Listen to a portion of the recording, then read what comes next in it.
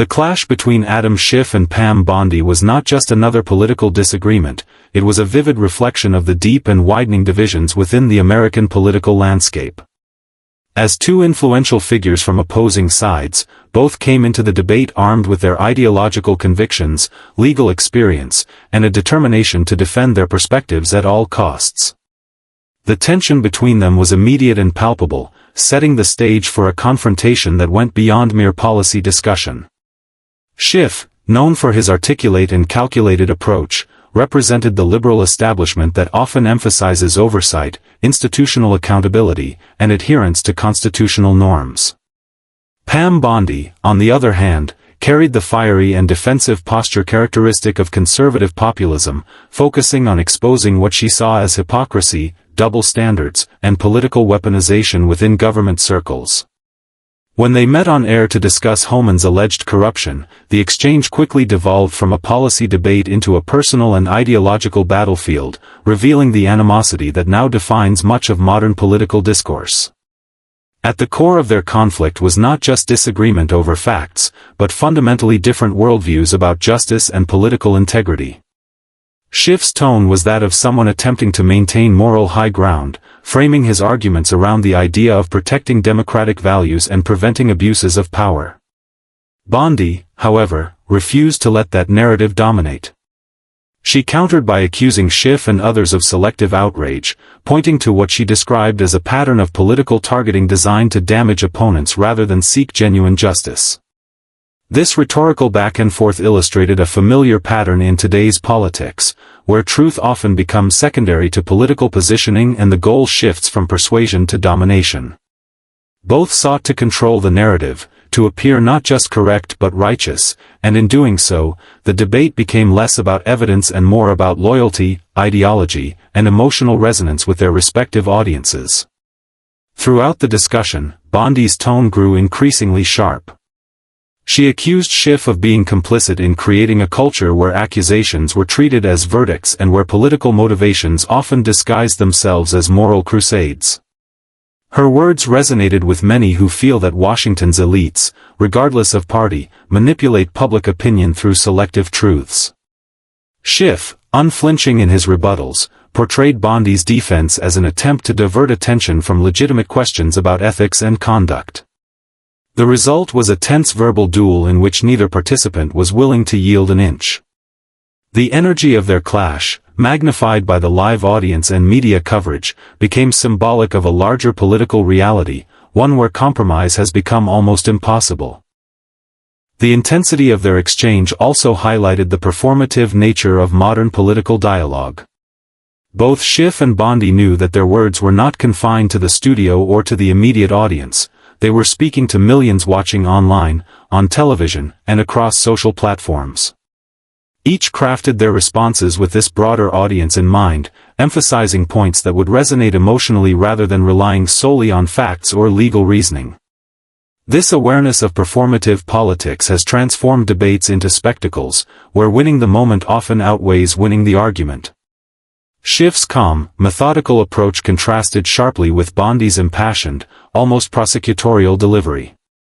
That contrast made for compelling television, but it also revealed how political figures now tailor their communication styles to appeal to their ideological base rather than to engage in genuine dialogue or problem-solving.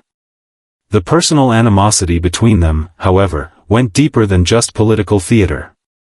Schiff's past involvement in high-profile investigations and Bondi's outspoken defense of conservative figures had long placed them on opposing sides of the political and moral spectrum. When the topic of corruption came up, each saw an opportunity to expose the other's perceived hypocrisy. Bondi's frustration was evident as she accused Schiff of ignoring misconduct when it occurred within his own ranks. Schiff, in turn, insinuated that Bondi's selective outrage was politically motivated, suggesting she was defending corruption when it aligned with her party's interests. The accusations flew back and forth, each side convinced of their own moral superiority, and neither acknowledging the possibility that both could be partly right and partly wrong. As the debate continued, the emotional temperature rose. Schiff's body language became more restrained but visibly tense, while Bondi leaned forward, her expressions sharp and pointed, embodying the frustration of many who believe that political elites manipulate investigations for partisan gain. The clash revealed a deeper truth about American politics, how it has evolved into a zero-sum game, where admitting nuance or common ground is seen as weakness. Both participants were less concerned with finding truth and more focused on defending their side from perceived attacks. This defensive posture reflects a broader societal trend where ideological loyalty outweighs reasoned analysis, and where political opponents are viewed not as adversaries in debate but as existential threats. The audience, both in the studio and online, became participants in the conflict. Social media erupted with reactions, each side celebrating their chosen champion and ridiculing the other. Memes, clips, and quotes spread across platforms, transforming the argument into a digital spectacle that reinforced echo chambers rather than encouraging thoughtful discussion. In this way, the Schiff-Bondi confrontation became more than just a disagreement, it became a cultural event symbolizing how political debate has devolved into a form of entertainment. People tuned in not to understand the truth behind Homan's allegations, but to see who could deliver the best jab, the sharpest comeback, or the most viral soundbite. The psychological dynamics at play were just as important as the political ones. Schiff's deliberate, lawyerly tone reflected an effort to maintain control and authority, while Bondi's assertive interruptions demonstrated her refusal to let him dictate the tempo of the conversation. Each interruption, pause, or raised eyebrow carried symbolic weight, reflecting the subtle ways politicians assert dominance and signal confidence to their viewers. The clash was as much about emotional power as intellectual argument, and both understood that perception often matters more than precision. The debate became a performance of confidence, conviction, and control, qualities that both sides of the political spectrum value deeply in their representatives. By the time the confrontation concluded, what remained was not clarity, but confirmation of division. Schiff and Bondi had succeeded in energizing their supporters and frustrating their opponents, but neither had moved the conversation closer to resolution. Their exchange encapsulated the larger crisis of communication in politics today, the erosion of trust, the prioritization of performance over principle, and the inability to engage without hostility.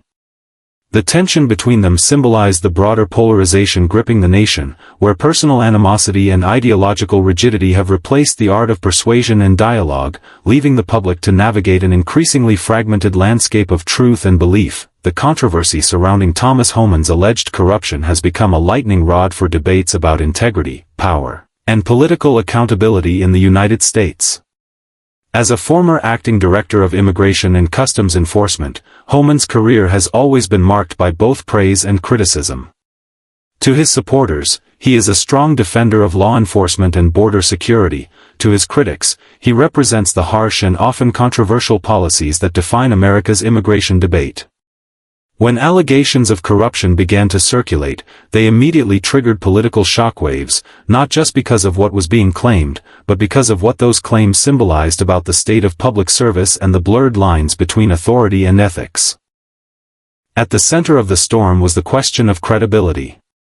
Every corruption claim raises the same difficult issue: who decides what constitutes misconduct when politics constantly interferes with perception?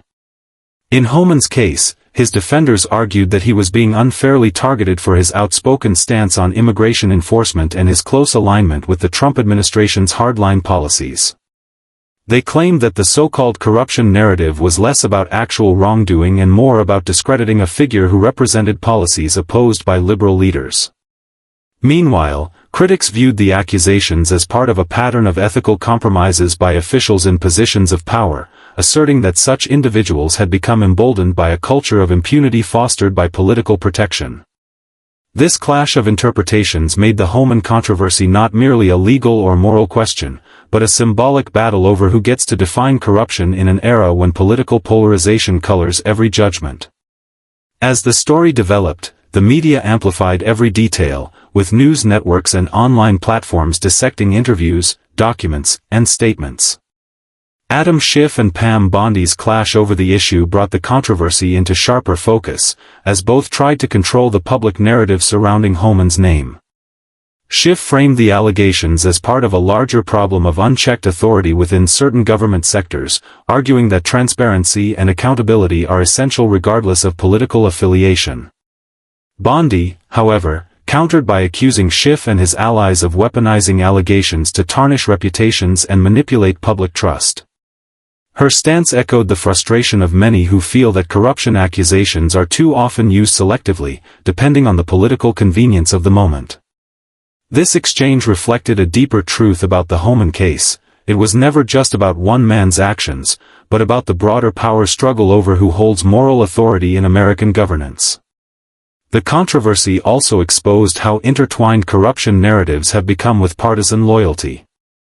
In previous decades, corruption scandals often resulted in bipartisan condemnation. Today, they are more likely to generate partisan defense. Homan's case illustrated this shift vividly.